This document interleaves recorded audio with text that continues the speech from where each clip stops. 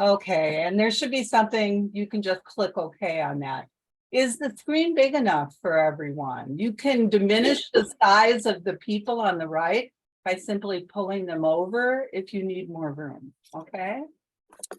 So I'm hoping this presentation to kind of give you a broad overview. So there'll be something for everyone in this, I'm hoping, especially those who might want to do a lot more research or a lot more advocacy on the topic. But one of the most educational components of the program is what you can do to protect yourself and your family. And I go into that in detail later on. So my email address is down here, pfasinfo@wilfus.org. So if you'd like a copy of this so that you can share it and or use it yourself for more research in a more localized area, you can do that. Okay, why is this not working? There we go. So this is a very complex topic. I wish it wasn't, because I think more people would know about it.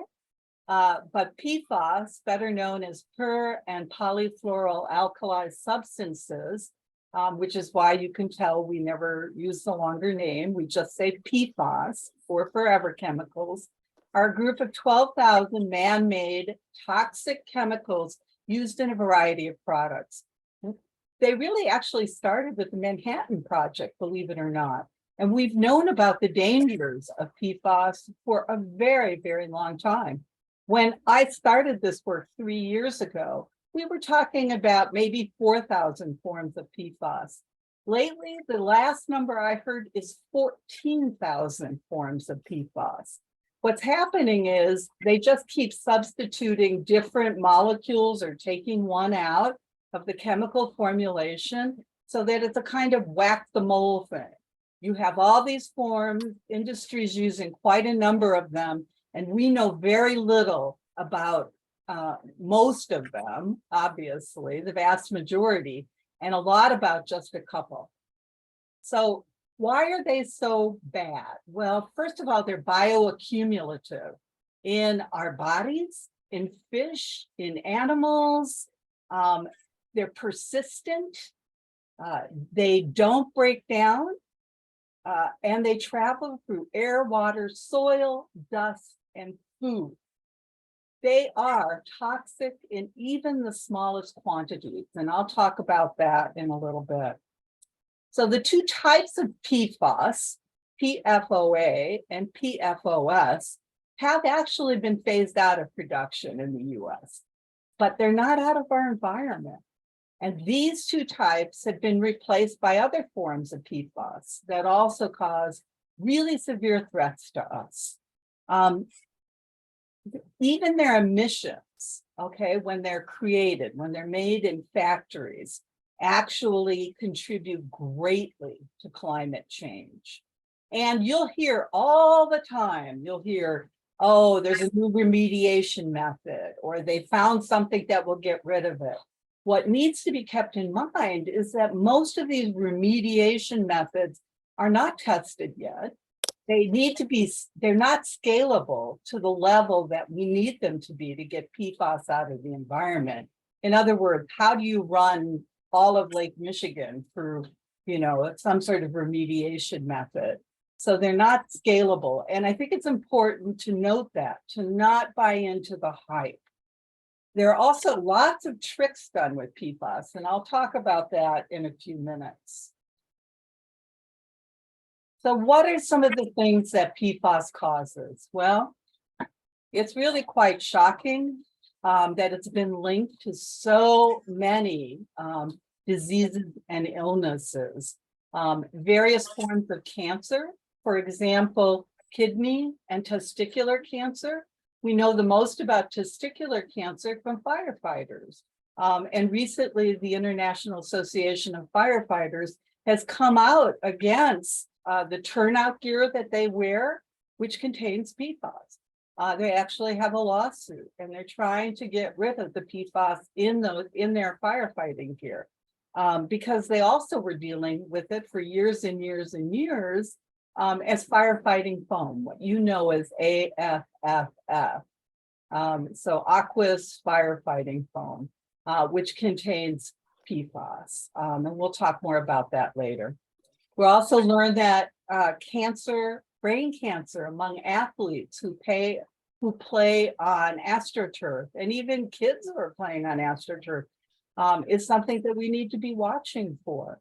So we're talking about thyroid disease, colitis, high cholesterol, and pregnancy-reduced hypertension, and probably of the biggest concern given COVID and viruses is weakened immune systems in this country. Reproductive health problems, not just in women, but also in men. I talked to a male firefighter who he and his wife had been trying to have a baby for years, and he's now sterile, and it's all related to PFAS in terms of what they can discover. A recent article said that 40% of women are having difficulty conceiving, which is kind of leading us toward the handmaid's tale. If they can't have a baby, we might be looking at a time when, you know, we're paying a fortune for people to get specialized treatment so that they can. And we're looking at learning and developmental disabilities in infants and children. Studies have shown that PFAS is present in the blood of almost all of us in the US, and that the breast milk of 100% of the women who were tested in a recent study contained PFAS.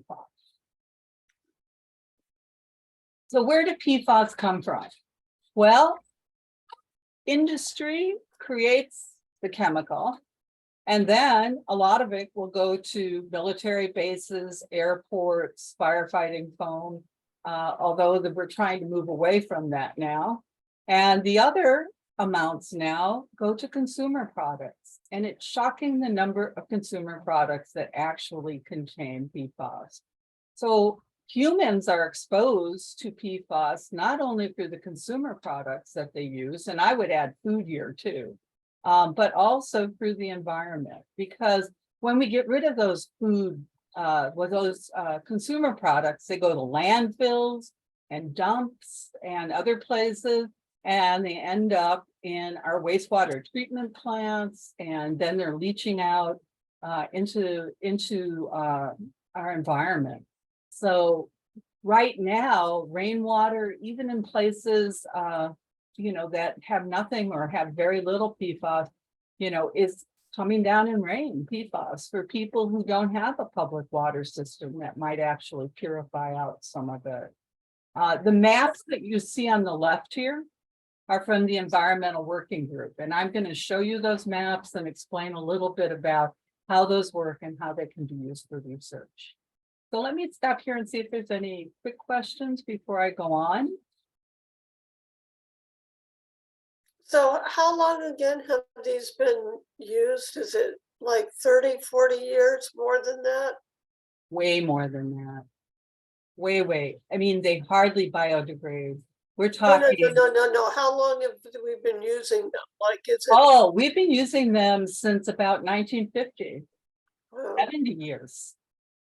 Right. You first probably heard about it with Teflon, and we'll talk a minute about that. Teflon is PFAS. Okay. 3M, DuPont, those companies are the ones that were first, noted for the use of PFAS. So there's no connection to plastics, or? There is a connection to plastics now. Okay. We'll talk about that. Okay. It's the fluoride connection with the carbon connection. So we'll talk more about that. So what products contain PFAS? How can we filter it? That was a curious and wonderful statement. What kind of filters get rid of it? I'll get to that in a slide coming up. Thank you. I'll show you that. So what should you look out for? Well, when you're shopping, if you see the words non-stick, water resistant, stain resistant, or long lasting, you should check the product for PFAS. However, here in the US, we have a wonderful thing for businesses. And it's kind of an agreement that if it's an inert ingredient, it's not the main ingredient or the main part of the product, it doesn't need to be listed. this is a law that needs to change. This means that lots of products can contain PFAS, but since it's not the main purpose of the actual product, for example, lipstick, it doesn't need to be listed. And if you look here, you'll see that, 67% of sunscreen contains PFAS. Cosmetics, 48%. Personal products, dental floss, toilet paper is the big news item that came out this last month. Shampoos, conditioners, moisturizers, female hygiene products, tampons, and pads all contain PFAS. Seafood at this point can contain large amounts of PFAS, as well as spinach, raspberries, strawberries, blueberries can contain PFAS because sludge, which comes from a wastewater treatment plant, contains PFAS. And it's used in our farmers' fields. And so it ends up in our food as well. Cleaning products, bug repellents, cookware and food containers, children's products, and even water that you buy, okay, or that you get through the public system can contain PFAS. So it's pretty shocking, the number of products. And let me give you an example of how businesses do what I call kind of false advertising. I was looking for PFAS-free pants. So I went to my store, and on the pants that I saw, it says no PFOA or PFOS. Now, those are only two forms of PFAS. There are thousands of other forms of PFAS. So while they're saying it doesn't have these two that we know about, it doesn't mean it doesn't have all these others, which in many cases have been proved just as dangerous to our health. And therefore, it looks like you're buying something that's PFAS-free, but you might not be. And you have no way of really knowing. So I think it's very, very important when I show you later how you can know that you're buying PFAS-free products, that you take a look at these options. They require some research at this point in time, but they're worth the work. So I want to talk a little bit about what's been making the news, and I'm sure you've seen it on the news. So the EPA finally, after many, many years of being and knowing that PFAS is bad for you, has proposed EPA drinking water standards. First time in 20 years that they've done this. So what have they done? They have, let me catch up with myself here. They have put an enforceable maximum contaminant level, MCL, for the two most common and most researched forms of PFAS, PFOA and PFOS. And they're proposing to update them to 4 parts per trillion. Now, parts per trillion is what is used to measure PFAS. The previous standard was 70 parts per trillion by the EPA. The actual goal is less than 1 part per trillion. Why have they set 4 parts per trillion when they know that the danger is actually almost 0 for these two chemicals? Because we don't have tests yet that can detect it below 0 parts, below 2. Well, actually, here in Vermont, it's 2 parts per trillion. But in other parts of the country, it's 4 parts. So they chose 4 parts per trillion. This is still a dangerous level. I just want to make that clear, that this is still a dangerous level of PFAS, 4 parts per trillion of either one of these, which means you could have 8 parts of both. So it's really important to understand that, and that the enforceable limit, while an improvement over 70 parts per trillion, is still not great. How much is 4 parts per trillion? It is the equivalent of 1 drop, 1 literal drop in 5 Olympic-sized swimming pools. So we are talking highly toxic. And this is the first time the EPA has talked about how toxic these chemicals are. So while they don't have as much information on the next set of PFAS, they are putting what's called, I guess it's a health hazard index. And I'm not fully understanding it yet, except that what they'll be doing is looking at the combination of these chemicals in water, okay, in your drinking water, and saying that certain amounts are dangerous. And so they've added 4 chemicals. Now I'm going to talk about Massachusetts' drinking water standards and these proposed drinking water standards, so you can understand the impact that this will have on your systems if, and I'm saying if these standards are passed and approved. And we're not going to see anything from these proposed standards for another 2 years. Okay, that's the process in Washington. So to know that this is what they're proposing, but it won't take effect for another 2 years, means that we still need to take care of ourselves during this amount of time and keep pushing for change. So they're going to be monitoring it for these 6 forms of PFAS, and they have a framework for that monitoring. There will be public notification, not for 2 years, but there will be when systems are beyond this, and there will be treatment for these public systems, but not a whole lot for private wells or private systems. I want you to know that at the same time the EPA is proposing these drinking water standards, the European Union is proposing a complete ban on 10,000 forms of PFAS. In other words, the European Union is way ahead of us in the precautionary principle and the understanding that we need to turn off the tap for these chemicals now. Any questions about this before I go on? Because I'm going to talk about your drinking water standards in Massachusetts, so you know what they are. Not more of a comment than a question. While it might be encouraging that EPA is starting to ban them, it seems like it's an agency that's not well staffed and not going to be able to, like, it might be more symbolic than actual in terms of being able to really regulate. Right. I mean, there has been the PFAS strategic roadmap that the Biden administration has put in place, and they have some very ambitious goals. But Virginia, you're right. It's hard to believe that they have the staff and they have the ability to actually do a lot of this.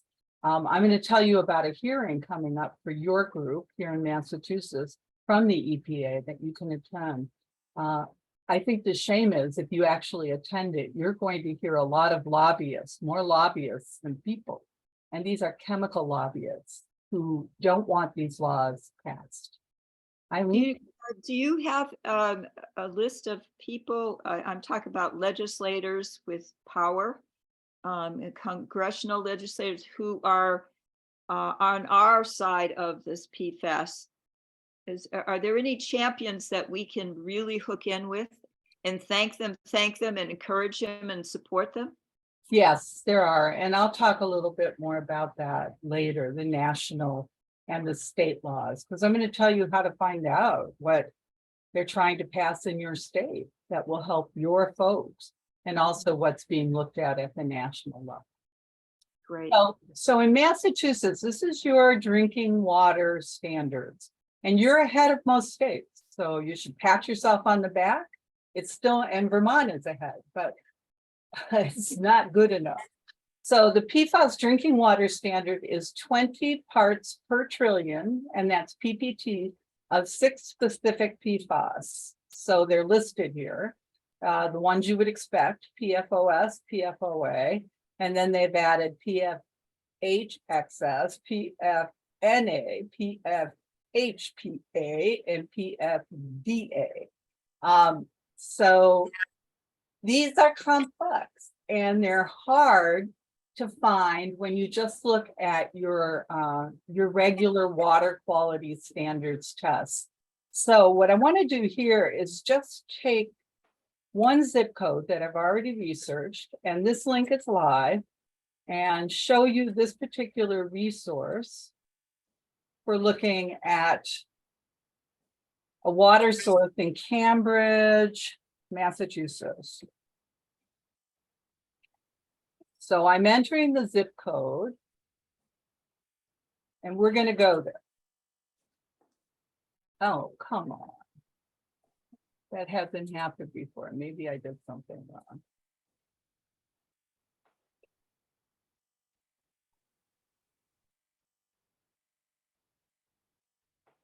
Okay, that is not working. Let's do a different one just for the heck of it. I also did Newton. Well, I can do Boston General. So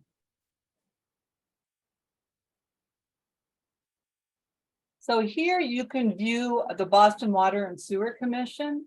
We are not viewing it, just FYI. You're not seeing this? No, we're still on, does your drinking water in Mass have PFAS slide? Oh, you're kidding, really? Yeah. Oh, There's something spinning. It's like maybe it's gonna open slowly, but it can't open fast enough. On my screen anyway. well, that's interesting. Let me see why that would be. I experimented with this, but oh darn, this is a real bummer. Let me see if I stop share and then start share again, if I can bring up the right screen. Oh, I see. Okay. Yeah, can you see it now? Yes. Yes. Okay. Yes. So when you enter in that zip code, what happens is that you'll get this report from the Environmental Working Group. Let me go down. And you have 9 contaminants in your water. It will list those contaminants, okay, which is kind of cool. But it doesn't list PFAS specifically. Now, it lists everything but PFAS. And now, if you were to copy just what Boston Water District and go directly to the Boston Water District site, what would happen then is that you would be able to actually research the actual Boston Water District site. Let me go back. Here, if you copied that, pasted it into your browser, and up here, and then went to that, you would, I don't know if we could do it. Let's see. Yeah, I don't know if I'll lose you again if I go there or what, or if this will be, is this screen, are you seeing the Yes. search screen? yes, yes. Oh, good, okay. So if you go to the actual site right now, and let's say you just want to see water test, water quality test.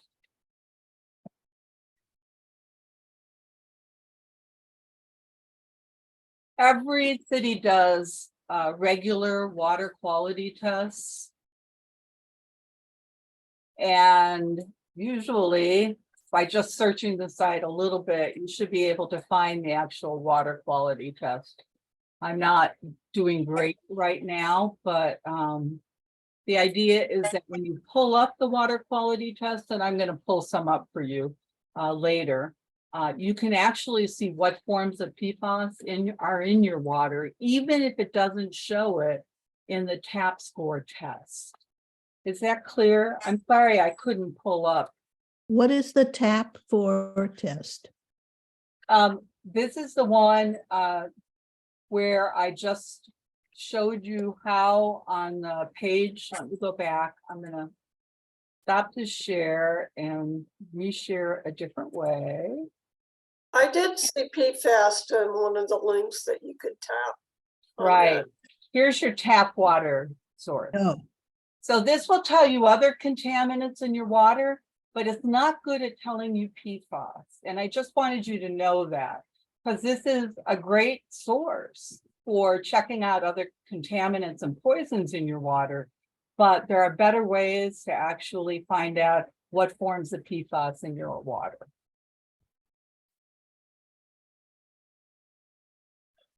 So those of you who have wells, and we know a lot of people out of urban areas have wells, often these are not part of what the EPA or anyone is testing.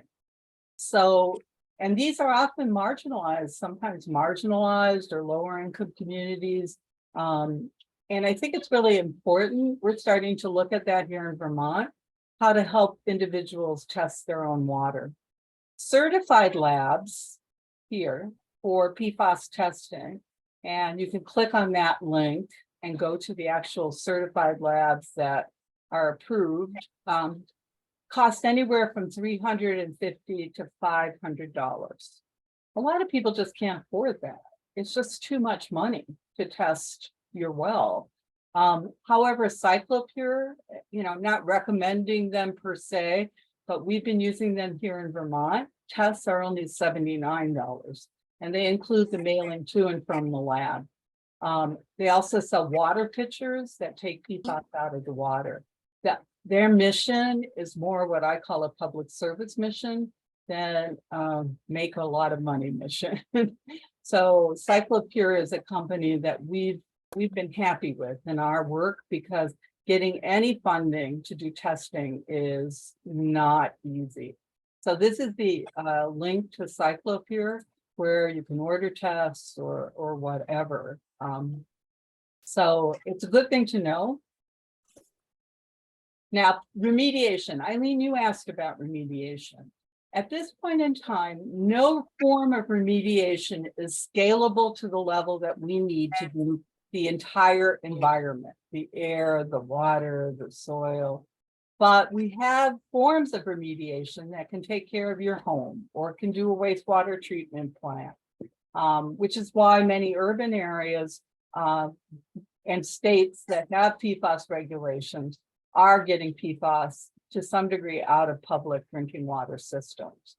And the three types or forms of remediation that we're talking about are activated carbon absorption, usually carbon filters, ion exchange resins, which is another form, and high pressure membranes, which is reverse osmosis, which is actually pictured up above. The link here is an EPA link at the bottom that will take you directly to an article that talks about these various forms of remediation. If you don't have a lot of PFAS in your water, something like the pitcher that is advertised now, a number of companies make PFAS pitchers like for Brita, but Brita doesn't have the PFAS filtration system in it, but you can buy like from CycloPure, a special filter that takes out the PFAS, the majority of the PFAS in the water. One of the questions that nobody's asking, or at least I haven't seen a lot of articles on it, is what are people doing with these filters and these, carbon filters and these contaminated PFAS loaded remediation systems? How are they disposing of them? If they're going to a landfill, we're just putting them right back in the environment.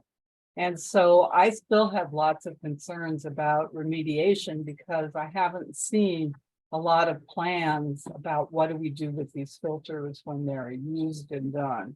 And we have to get a new one. Oh my gosh, it's like nukes. We don't know what to do with nuclear waste from power plants. Oh my. Exactly. Well, another example of that is firefighters have been told, because they have so much PFAS in their blood, that they should donate their blood. The idea is that by donating your blood, Oh, God. creating new blood, you're diluting the PFAS in your blood. However, you are donating that PFAS to someone in a hospital somewhere who is in emergency need of blood. Oh, And so once again, thinking through the entire process is something that hasn't been happening. And it's frightening to think. We might be talking, we should be saying that instead of donating your blood, you should drain some blood and then throw it away. And you should consider what that blood toxic and get rid of it in a manner that sees it as a hazardous substance, but we're not looking that way at all. Margaret, yeah, I have worked with people who needed to be chelated because of high levels of lead. They happen to have lived near refineries, oil refineries in Missouri. And the good news that you just shared is that you can filter water with a fairly inexpensive filter. I'm wondering if the chelating process, it's far less expensive as dialysis, but the chelating type process could be done to get rid of the PFAS in firemen's blood, and also in military people who have been dealing with this for years and have gotten sterile and actually brought it home to mom and to their wives and kiddos. Right. Have you heard of any health remediations in that way? No, I haven't. And part of this is because there's just not a lot of money either for research into the negative effects of PFAS on people and their bodies, or into this sort of thing. There is for remediation methods in general. It seems like every other university is coming out every other day with a press release that they've discovered a way to remediate PFAS. But like I said, not until they're proven. And right now, really, there are very few proven techniques for large scale remediation, and not a lot for help either. So it'll be interesting to look at that. Thank you. This map is from the Environmental Working Group, and they have a number of maps. So I'm going to show them to you quickly. Unfortunately, I thought it would be really easy to like click on the link and then have the new picture come up so I could show you. But it seems like I have to click on it, go out, and then bring up a new screen. So I apologize. That wasn't something I actually realized would happen. So I'm going to open the link for this.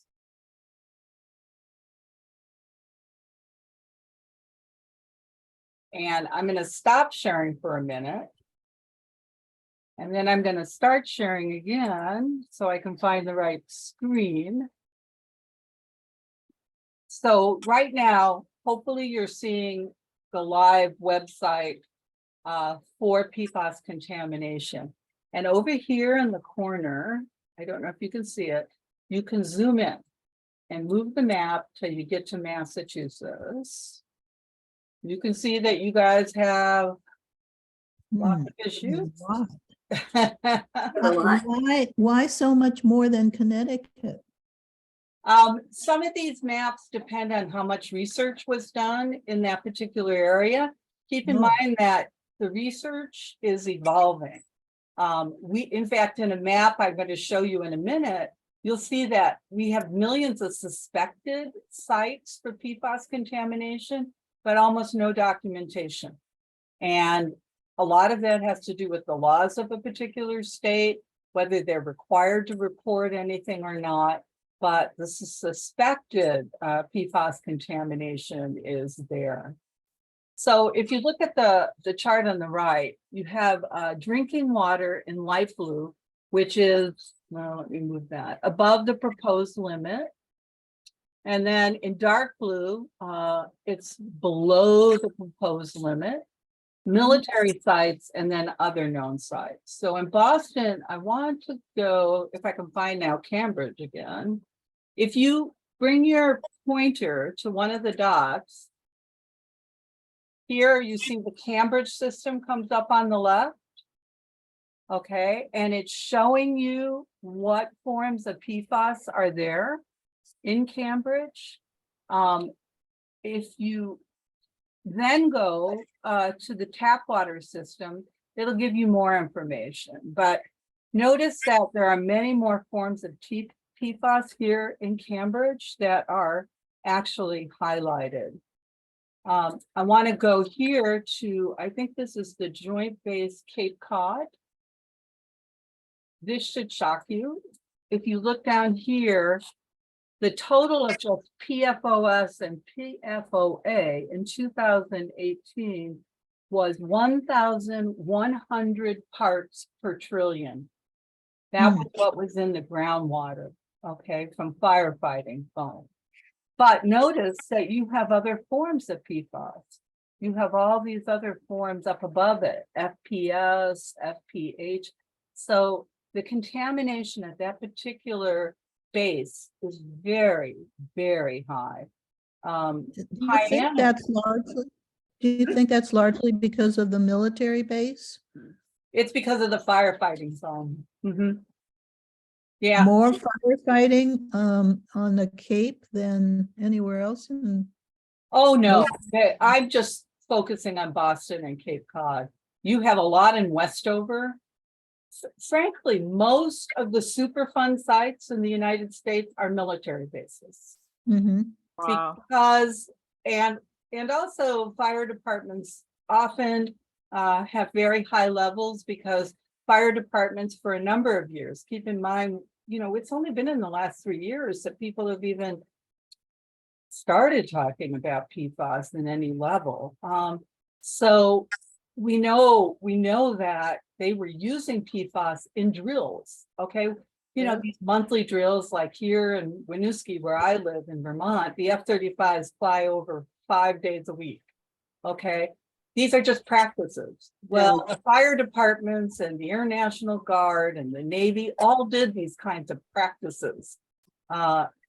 You know, once a month, once a week, whatever. And so these places, because this is it won't biodegrade, it bioaccumulates. These are in our soil. A map I'll show you in a minute will be quite shocking. I want to show you, it's near Yarmouth, and I think it's Hyannisport. Let me see if I can bring it up. Here's the Hyannis water system.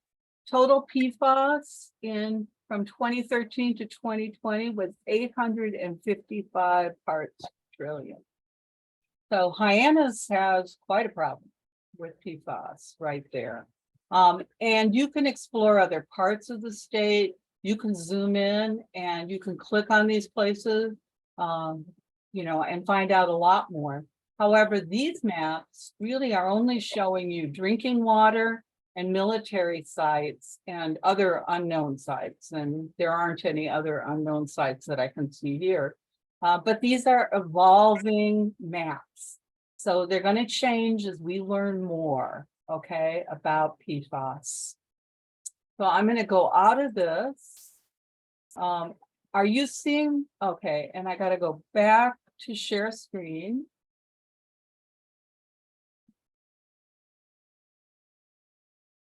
So are you seeing the slideshow again? Yes. Okay, sorry that it's a little more confusing than I thought it would be. I'm going to the next slide now, because these are industrial sites that are contaminated with PFAS.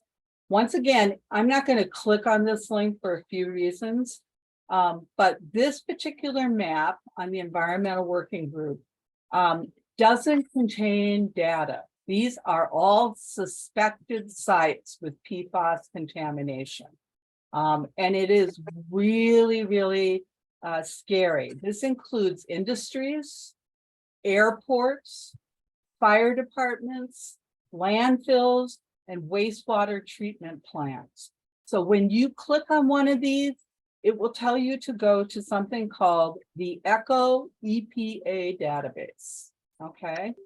And there you can try and find information about the particular site that you want to look at. Unfortunately, this map just tells you what the name of the industry is or what the name of the airport, but to get the actual data about PFAS contamination requires additional research. It just gives you, it just tells you that this is a place, you know, like an airport. It's logical it would have PFAS because they use firefighting foam there for years and years and years. So the amount of PFAS is unknown. Questions? Anybody? It is to me, this page is one that if I was really interested in doing more research, I would probably try and figure out more about some of these sites, especially if they were near me or near a marginalized community. This Yeah, is, I see that Connecticut is spotted on that last map. A lot of stream right along the Connecticut River. There's clusters all the way down. yep, that's what you're gonna see. Yeah. So this is one of my favorite sites, and this is in your home state, the PFAS contamination site tracker. I will take you to this because I'd like you to see this particular website because it's the one that helps you really find quite a bit of information. So I'm gonna click on this and open the link. And now I'm gonna have to stop sharing and pull up the new page. So I'm sorry, it's complicated to do this. You're good at it, though. Well, I practiced, but I really thought it would be really easy. So what you're now seeing is the PFAS contamination site tracker out of Northeastern University. And they have a wonderful website. On the end, I list these websites. The tracker is a little confusing at first because you see this is what comes up on the top here. But what you really want to click is this little link way down here at the bottom that says US contamination sites. And Where are you clicking? I can't see. oh, darn. Can you move your mouse around? I mean, do you have a, Yeah, I got a Yeah, mouse. you can pinch it out. I can Oh, it's pinch a it out very, and make it very, larger. very It's literally very much at the bottom of the page. okay, Okay. under So go contact, down, it's like right here, because this is an Contact- Excel spreadsheet, okay? And so if you don't know, if you don't know this is down here, you would never know that when you click on it, I'm clicking on it now, what will come up is all of the places that have contaminated sites. And if you stroll down to Massachusetts, because it's alphabetical, sorry.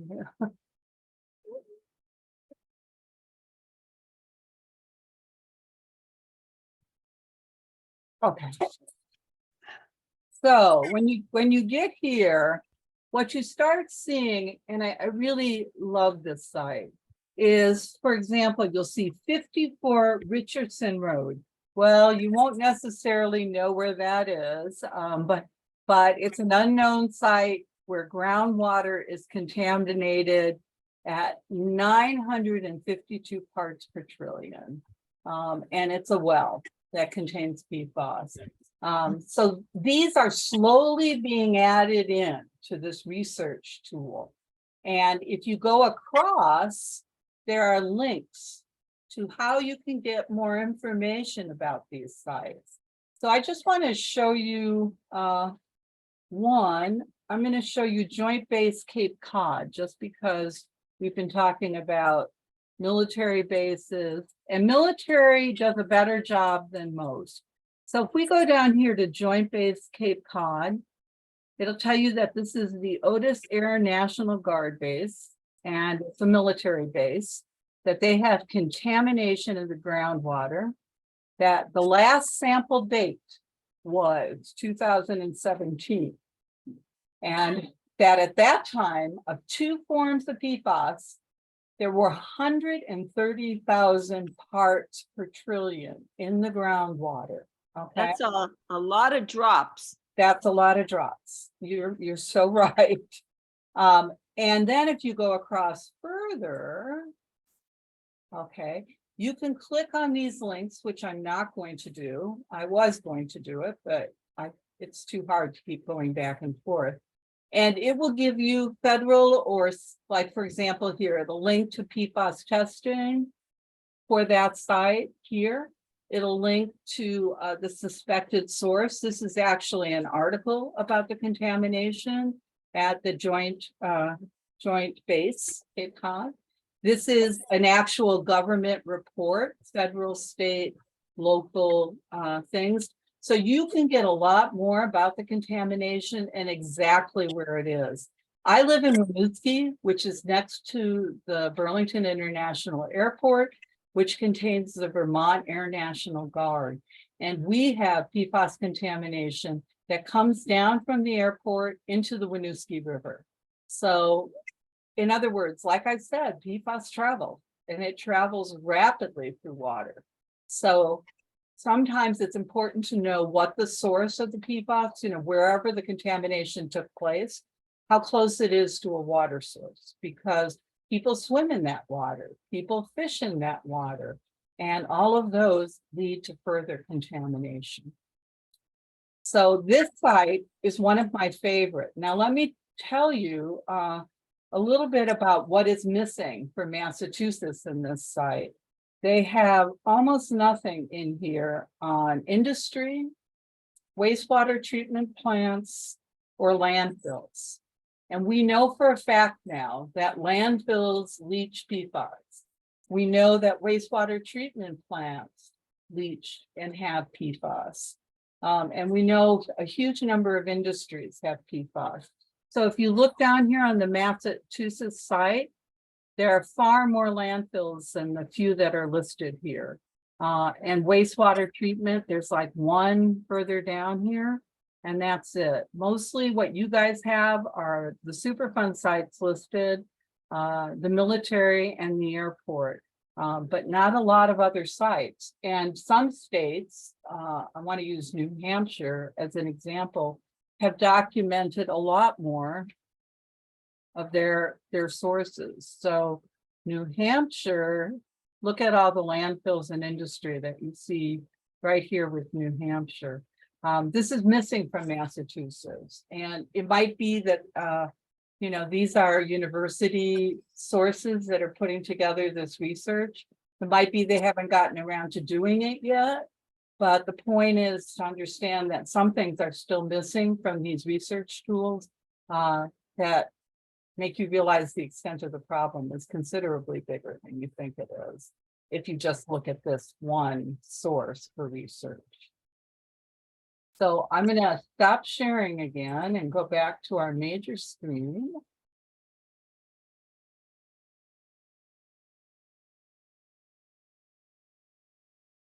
Okay, so I just showed you the tracker. And what I did was took the information from the tracker and just the tracker to tell you what it tells you about Massachusetts. That you have documented or easy to research 32 contaminated PFAS sites. 15 of them are Superfund sites. 9 are military sites. 3 are airports. Only 1 industry site. There have to be more from that other map that we looked at in the environmental working group. 1 wastewater treatment plant. Once again, if you go back to the environmental working group map with the suspected sites, the data hasn't been made available or hasn't been collected yet. And 1 landfill. Okay, so that's really, really important to note. If you go down and you look at the, if you look at the military sites themselves, Westover has the highest amount, 301,000 parts per trillion. Joint Base Cape Cod is 130,000 parts per trillion.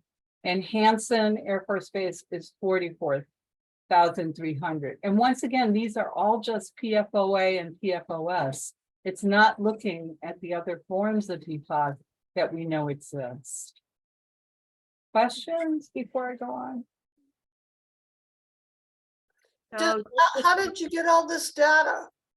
I took it from the contamination site and I went down the list and I just created a tally for which were how many under the site tracker were Superfund sites, how many were military sites, how many were airports. I took it right from this research tool. All I did was add up how many here, but that's only one source. Some of the highest level sources, but just one source. Thank you. And my comment is just that, I grew up not far from Westover Air Force Base. Some of the captains, the leaders in the military lived in my it's a bedroom town for the base. But there are so many people, as there are now, living on Westover Air Force Base. Just the matter of living there, and who knows how long do you have to be there before you get these high levels in you, or some of these levels much higher in you than where I'm living. It's pretty upsetting. Well, and they've been drinking this water for years, literally for years. So that's another thing to keep in mind. Here in Vermont, we just started, in many places that just passed PFAS water standards, like Vermont, maybe even Massachusetts, when they started testing them, which was part of the law. They found out here, for example, in Vermont, a huge number of schools had PFAS in the water. These children and teachers have probably been drinking PFAS-laden water for years. Okay? And now we're just paying attention to it. So Why more? worrisome. Do you think that it was higher in the schools than in homes? Or is it just that the schools were tested and therefore you know how high they were? First of all, I think it depends on where the schools were located. A number of them were located near ski resorts or industries. Ski resorts, PFAS is in ski wax. Here in Vermont, the nonstick, keep in mind, nonstick sliding ski wax. Anyways, so, you know, those kinds of towns around ski resorts don't have great public water systems necessarily. And they're not filtering for PFAS because they weren't required to until more recently. So the concern is that, you know, it's been there. It's probably been there for a long time. And we're now just realizing the extent of the PFAS. And we really haven't even uncovered the full extent yet. This is a new tool, and there is a video that goes with it. It's a highly complex tool to use, so I'm not going to open it for you, but what it tells you is this, and I don't know if you can see over here. The brown that you see is basically the whole state has detection, drinking water standards at a health advisory level. So the brown here for the whole state means that there are places in every county where the drinking water for somebody, some community or a number of communities is above the health advisory level that it should be. And that's all of Massachusetts. And then if you look at the smaller images, like where you see the dark blue here, if you click on the dark blue ones, you'll see water that's above its standard. It is really a more comprehensive tool, but it requires a lot more research and study to use it. So I'm not going to open it because it's a little too complex. I do want to show you, let me see. Oh, sorry, I can't do that. I think this little red triangle here is a place that actually makes PFAS. I don't know if you can see that little red triangle. Yes. So it might be interesting if I were in your branch to find out who, you know, if that is indeed a PFAS manufacturing plant and to target it for, you know, some advocacy actions, because we really need to turn the tap off. We need to pressure them to stop making this particular product and distributing it. Would you put your cursor right there? I'm going to do a snapshot and then try to locate it at another time. Sure. It looks like Leominster or possibly the Army base. What's that Army base near Ayer? Yeah, it could be. Oh, Hanscom? No, that's not Hanscom. No, Handsome is near Closer, Boston. yeah. Near Lexington. It's near Lexington. Yeah. Right. Well, And I had a responsibility to do some checking in one job in Leominster. They have plastic plastic, knives, forks, spoons factory there. And I Oh. wouldn't be surprised if there's another plastic industry going on as well. And you said it's in plastic, so who knows? Yeah, it could be that. You'll find that if you go to this tool, a map will come up. And on the left-hand side, it'll ask you to enter a state. And if you enter Massachusetts, it will zoom in on Massachusetts. Then when you click on that red triangle, it will tell you what it is. So just like the other analytical tools, it will give you some information. And that's the simplest way to use this website. This website will also do many, many more things than that, but it will at least show you, what that particular point is, or what any particular point is, if you're interested in learning more. So I found this a new site, but I haven't explored it enough to be able to use it in all the ways that it can be used.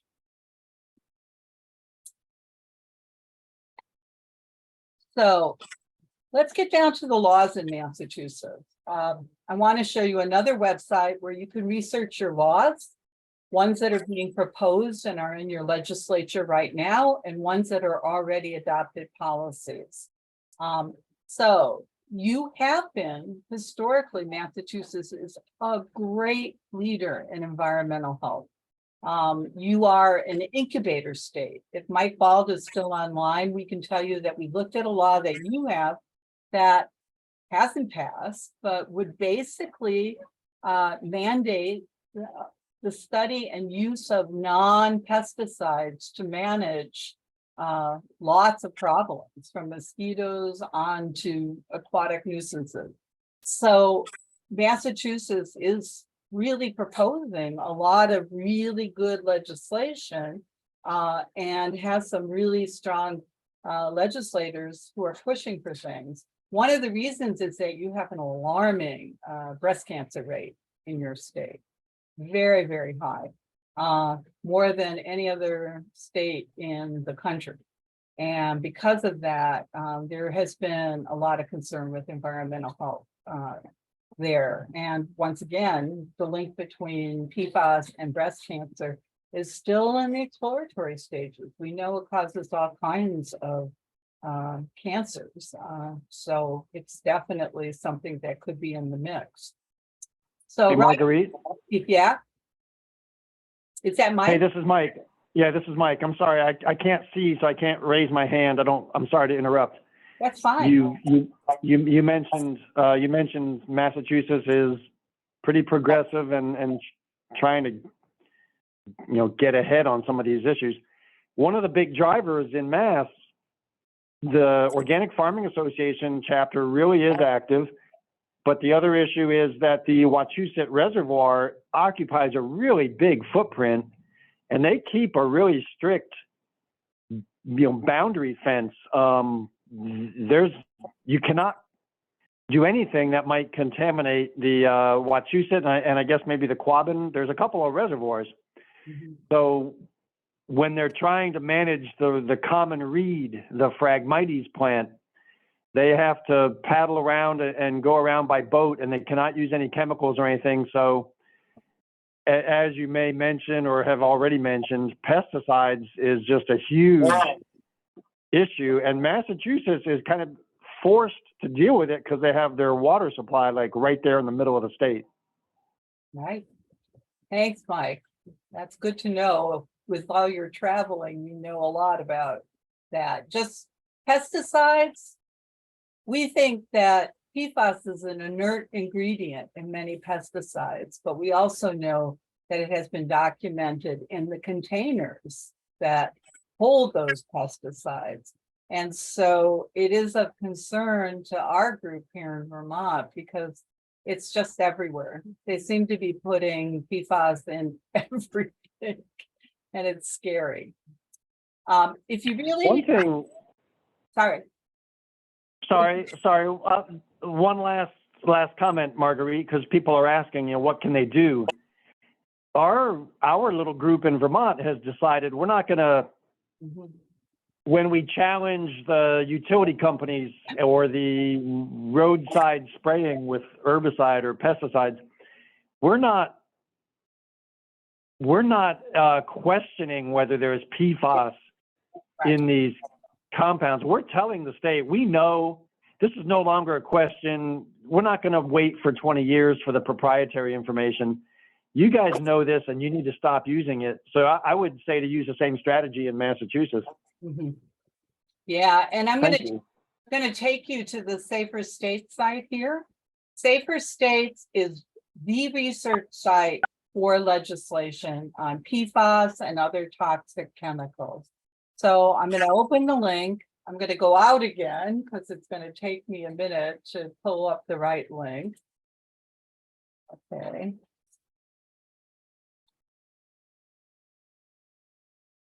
Okay, so when you get to Safer States, it's gonna look like this. And I love that this is the page it actually opens to. So all you have to do is click on Massachusetts.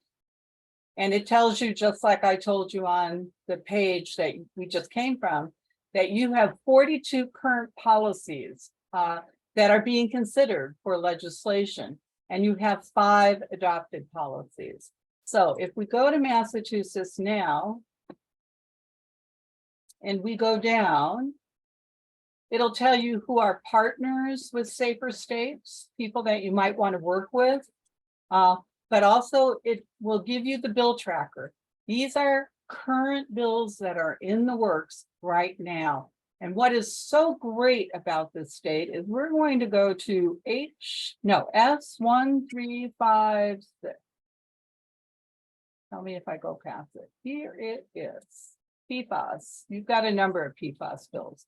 So you've got S1502. You can see them all here. Passing a bill, as Mike and those of us who are doing a lot of political advocacy will tell you, takes so much work and so much time. If you click over here on PFAS, just PFAS, it will show you all the bills in the country that are being considered around PFAS, which is very helpful. If you want to propose a bill to your legislator, you could copy another state's bill. Here in Vermont, for example, we have a bill now that we're working on, Senate Bill 25, with our Senator Ginny Lyons, who has been at the forefront of a lot of the work here in Vermont on PFAS. You need to find, and I think you'll find who your advocates are by looking at who's sponsoring these bills. And I'll show you this one in just a minute. If you click on the bill, and once again, this is complicated.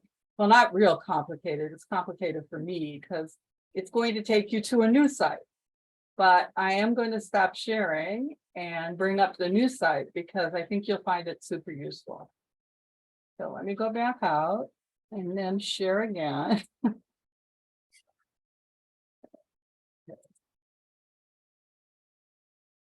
So it takes minutes. It's actually taking you to the Massachusetts State Legislature. It is taking you to the exact bill. It is going to give you the text for that bill. And then it'll tell you what committee it's in. Here we go. So this is Bill S1356. Everyone see that? Yes. Good. So you can view the text. You can download it as a PDF. And Julian, I can't say his name, CYR, his name is on a number of these PFAS bills. I think it's Sear, Julian Yeah, Sear. it's here. Right. This guy cares about PFAS. So it is referred to the Joint Committee of the House and the Senate on Public Health.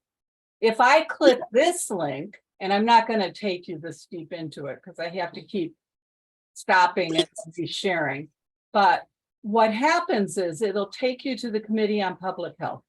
It will tell you where the bill is at in the process. It will give you the names of the committee members in public health. And it will tell you about hearings. Right now, I can tell you there are no hearings happening related to this particular bill. Why would you want to know everyone who's on the Joint Committee in Public Health? because you want to write them and you want to ask them two things like we've been doing here in Vermont. Please hear this bill. We want this bill heard and we want you to act on it. Many of these bills, and I can't even tell you how many hundreds of these bills these poor state legislators deal with.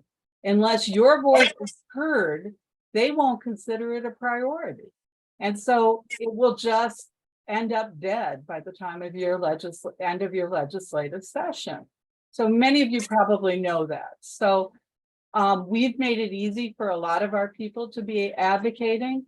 We get all the addresses for the legislators on a committee. We draft a very simple email that people can then send to every legislator at one fell swoop, asking them to hear the bill. And sometimes we even offer to provide testimony from our group here in Vermont. And we have testified. I've testified on at least 2 bills so far. So there is a way to have some impact. As Mike and I would both tell you, this is a frustrating process. Bills get diluted. They don't end up passing, they end up dead. But if you can get a good advocate like we have with Ginny Lyons here in Vermont, your chances of getting a bill through are certainly better than none. And so I think it's important. Anybody else?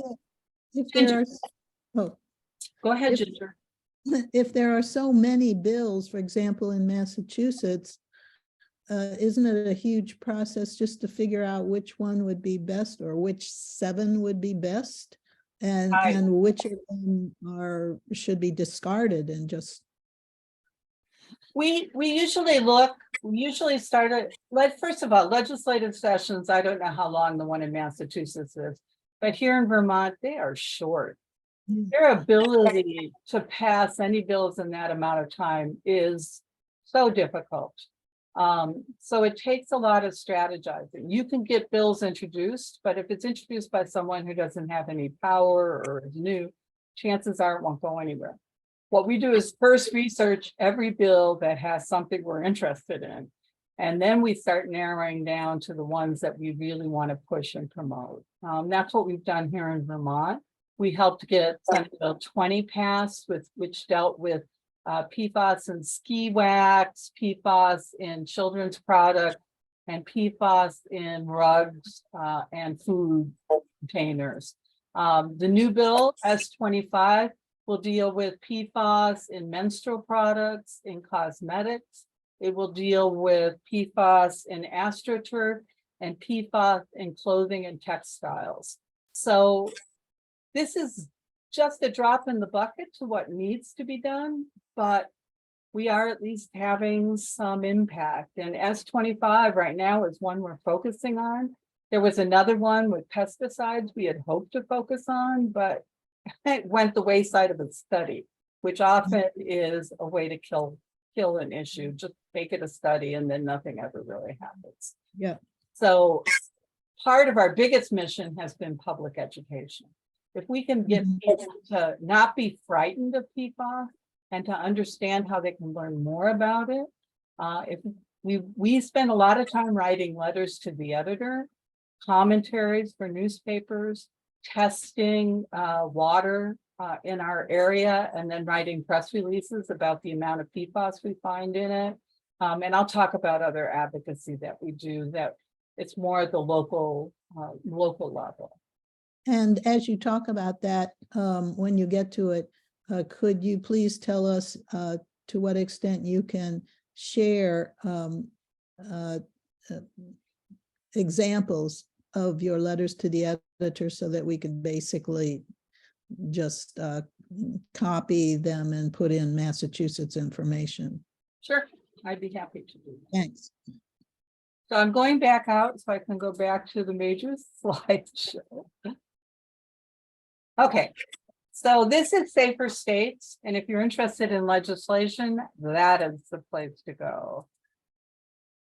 So this is what I wanted to get to, and I think you'll find this really helpful. This first article here, these are all direct links. tells you what to look for. And it's pretty much what I said earlier. You know, you should avoid products that say non-stick. Let me move on here. Stain resistant, stick resistant, water resistant, long lasting.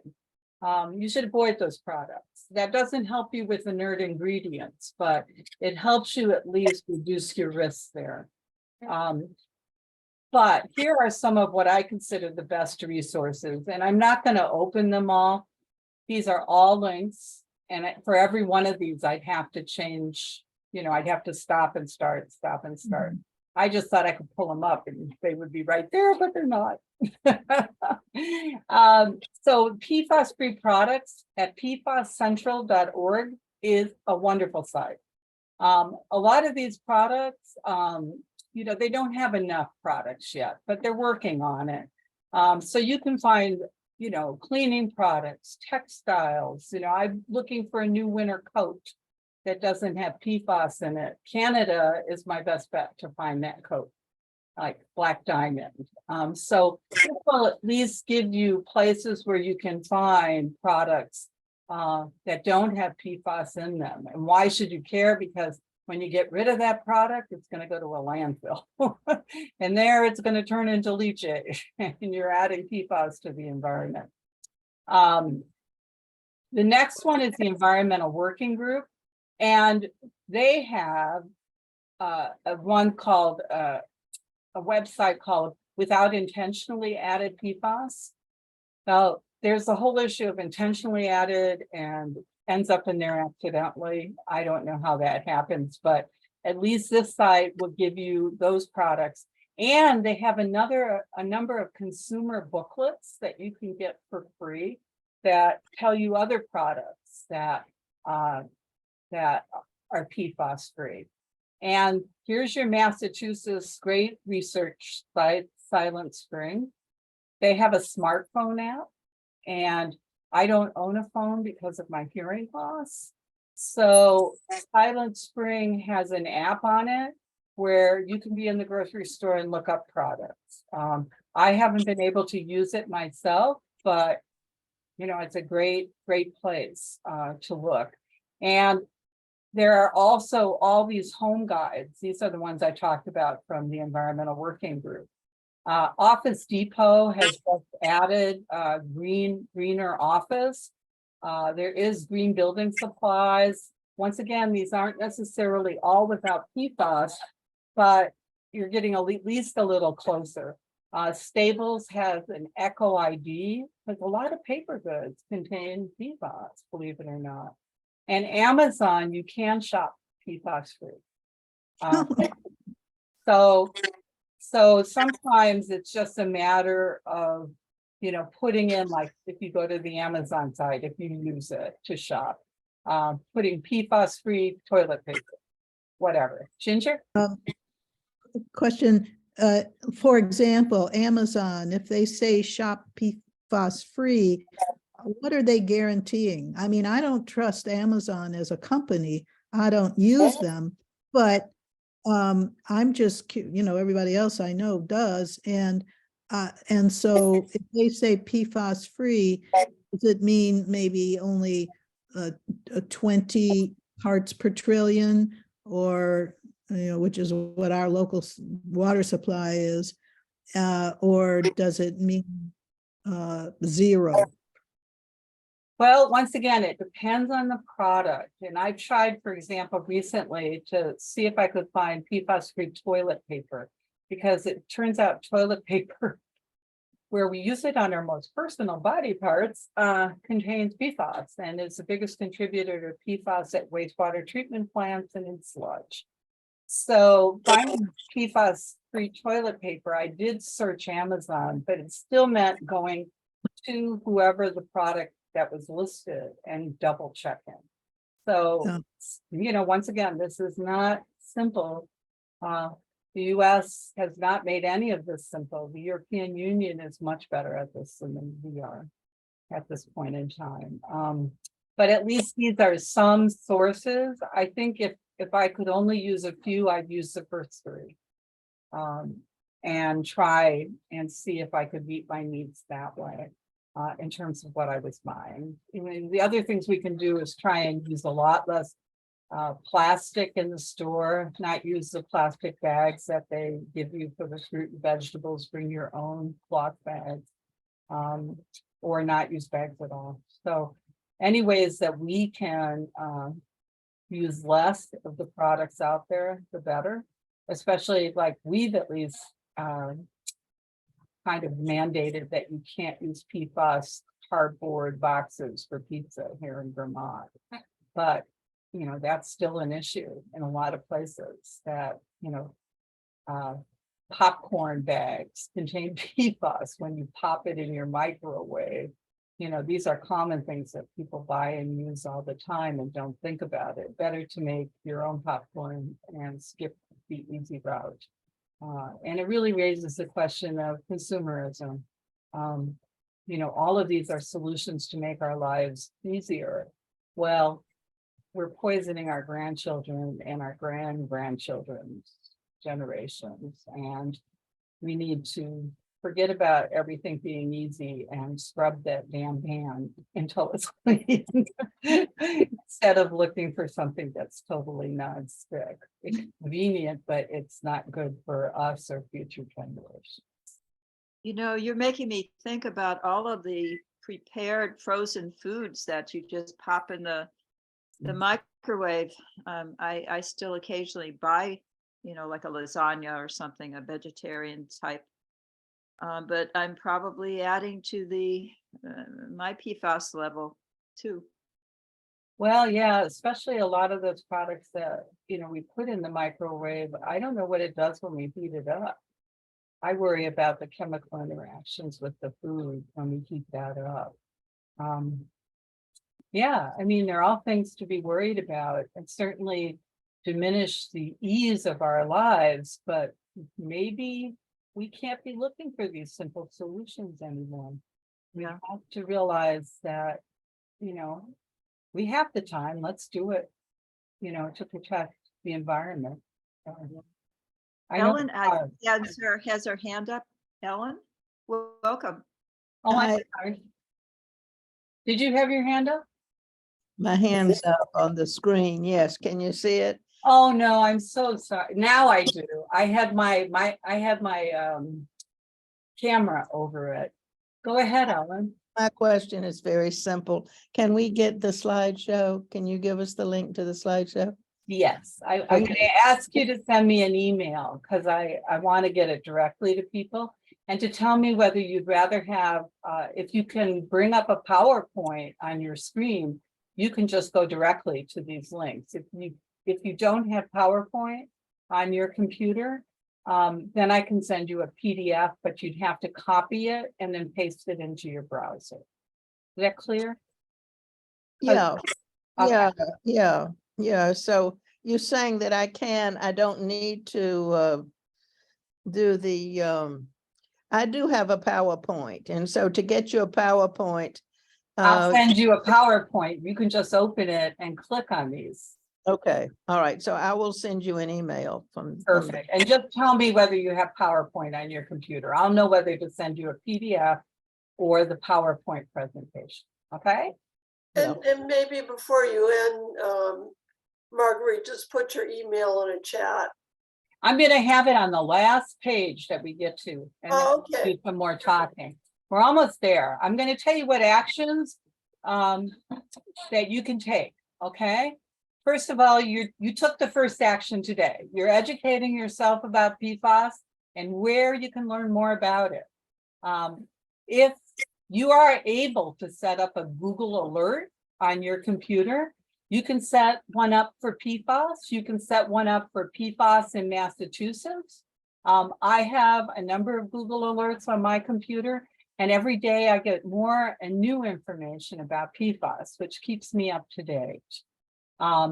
You can try not to use PFAS products. This is really hard, but it's definitely worth doing it. And if you have favorite products that you suspect contain PFAS, you can write those manufacturers asking them to stop using it. the European Union has been really effective at getting companies lined up to protect the environment. And we in the US have not been so good at that. Companies have a lot of economic, political power in our country, probably because of, our very capitalistic approach. And we tend to listen to lobbyists more than we tend to listen to the general public. But if we write our manufacturers and let them know, that can work effectively. A lot of people have been writing outdoor clothing companies, pressuring them to stop using PFAS in their products. And it is making a difference. They're starting to listen. In fact, Will's first grant to work on this product was from Patagonia. And Patagonia now is going PFAS free.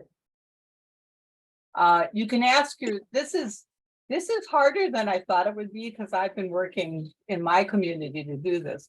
You can ask your school district and your city to stop buying products with PFAS in them. In other words, those are your tax dollars. And you can use your economic pressure of your city's budget or your school district's budget to basically say, we're not going to support or use products that have PFAS in them. And I put together an educational sheet and an email that we've been sending to city councils and other groups trying to move in this direction. Governor Whitmer in Michigan issued an executive order that the government offices in Michigan would no longer purchase unnecessary products that have unnecessary PFAS in them. There are still products that we may not, or I don't know, haven't figured out yet technologically how to get PFAS out of them. And a lot of them are things like those computer diodes and solar panel things. And believe it or not, solar panels have PFAS in them. So things that we sometimes consider green aren't really as green as we think they are. I think there's a lot of PFAS in the various parts in order for it to resist water and other things, rotting. We can advocate for legislation to ban PFAS at the state level, and we can advocate for legislation to ban PFAS at the national level.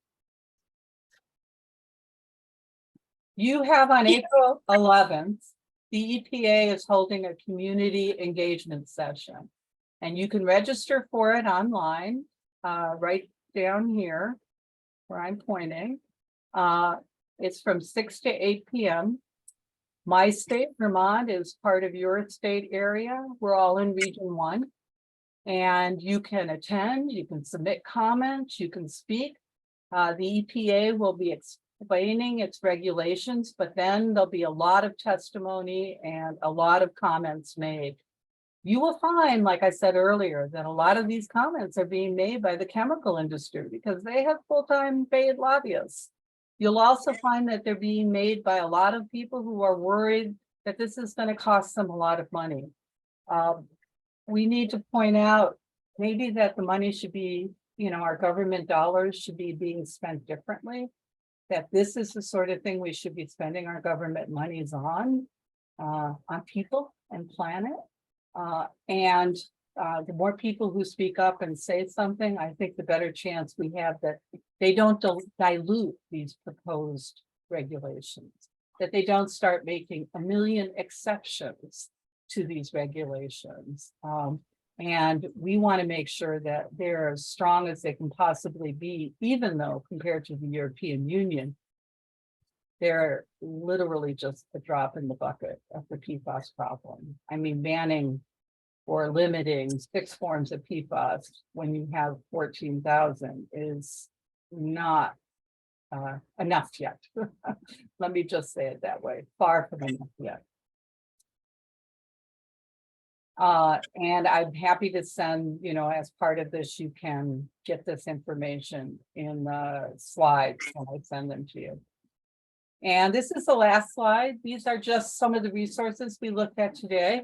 The military poisons website is a WILS and military poisons combination website. This is the Earth Democracy's work that we did for the past 3 years. And you find a lot of information about Massachusetts already up there. When I was working with Eileen, in the beginning, we had hoped to merge all of our states together and do a kind of joint kind of northern New England group for power, but we weren't able to get grant money by doing it that way. We needed to be more locally focused. So I chose Vermont because I'm here in Vermont.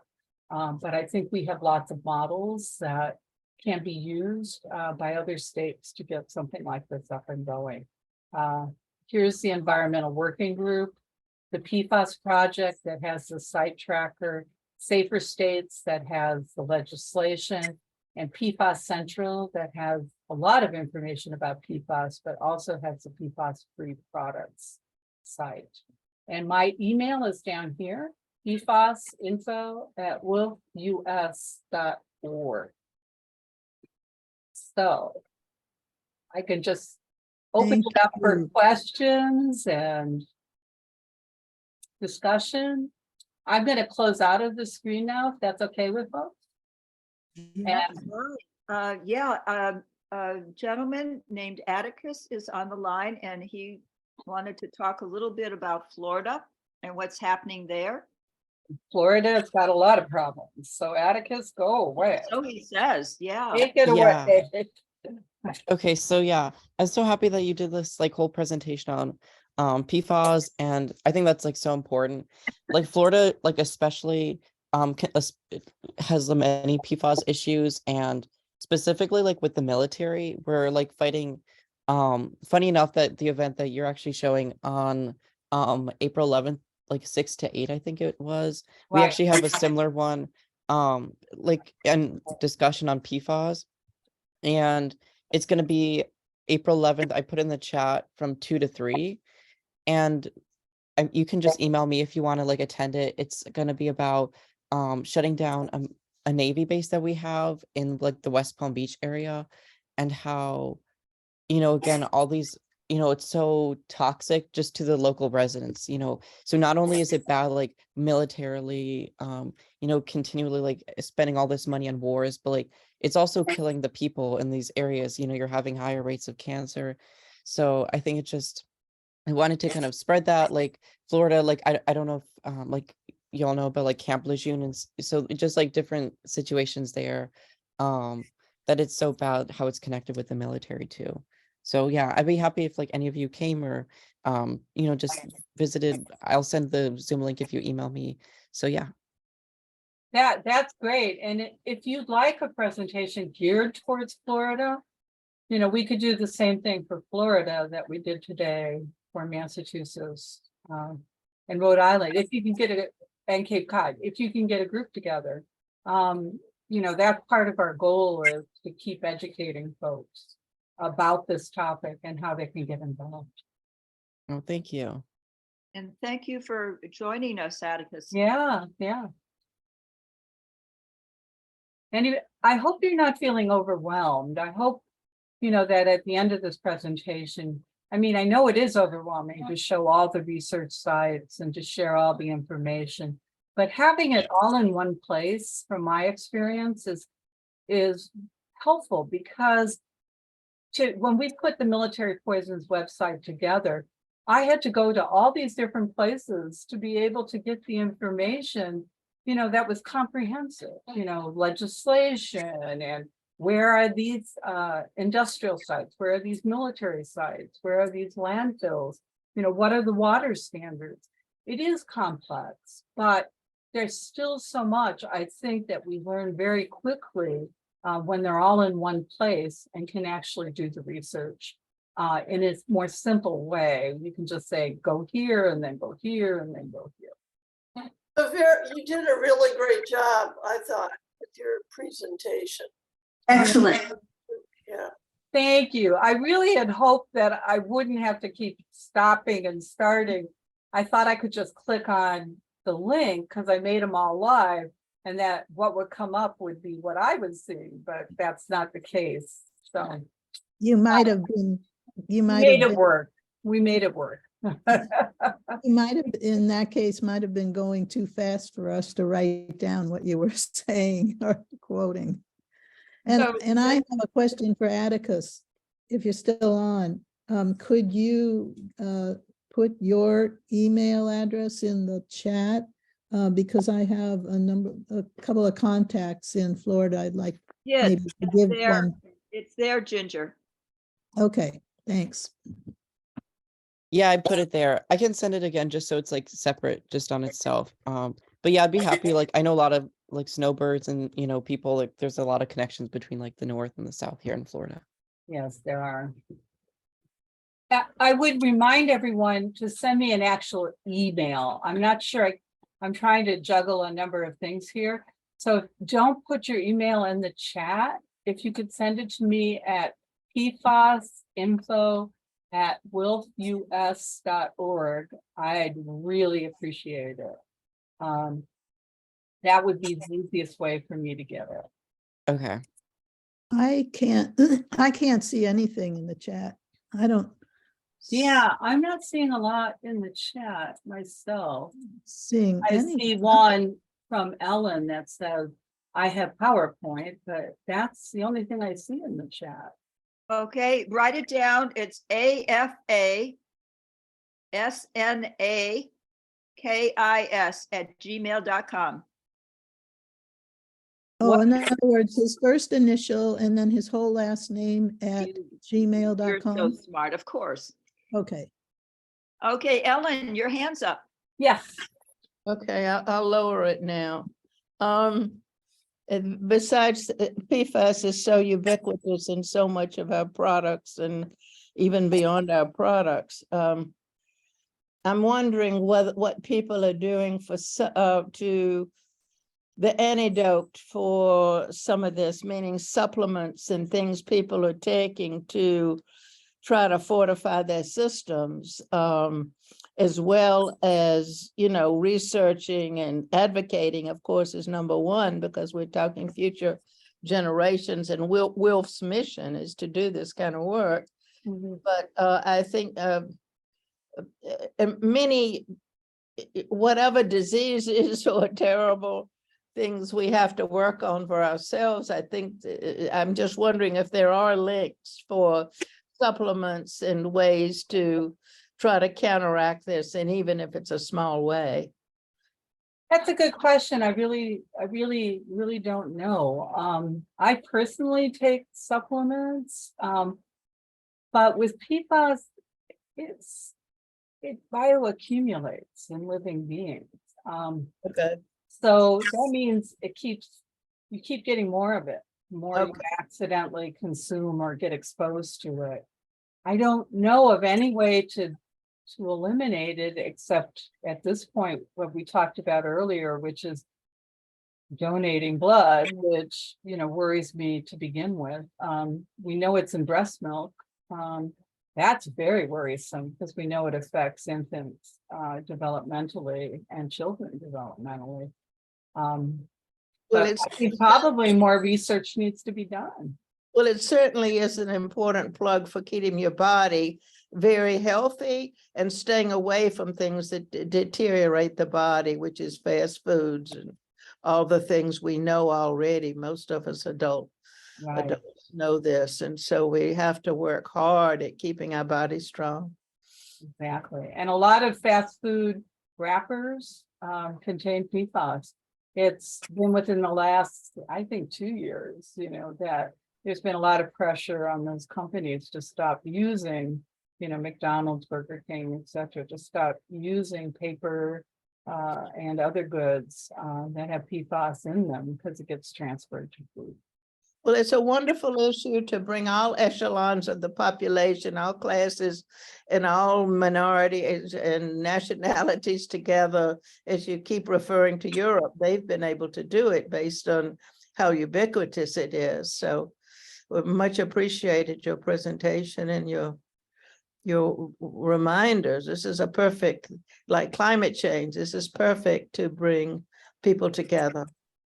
Yeah, and I didn't say this, but we found it very difficult with everyone focused on climate change right now to get them to realize that this topic and environmental toxins that Rachel Carson talked about when she wrote Silent Spring are equally as important as the climate change issues, because we know that these, hurricanes and tornadoes and tsunamis, they are all spreading those PFAS globally to other places that don't necessarily have it yet.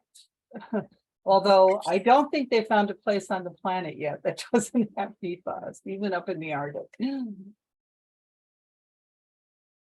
Well, this Congress or this legislator Sears that you mentioned, he seems a good person, and we will look up some of those bills in Massachusetts to write to. We have a letter writing group next Saturday.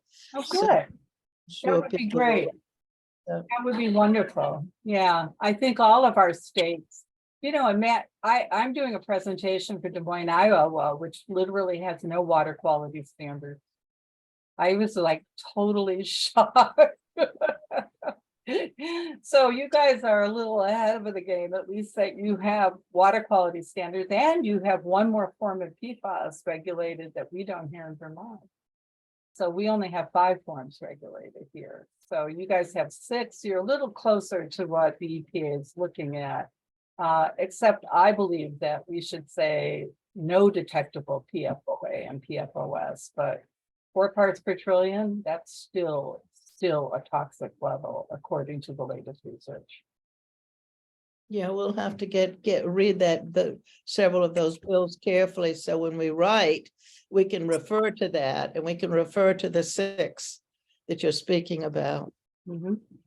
Definitely. Marguerite, Yeah. do you know of any containers or methods for taking PFAS out of water, out of drinking water, just on a container basis? Well, I think the closest is PFAS pitchers. You can buy these PFAS pitchers, like Cyclopure sells one. You can find some others online. The prices will vary. I'm thinking about buying one just because I know that the non-detect level here in Vermont is 2 parts per trillion.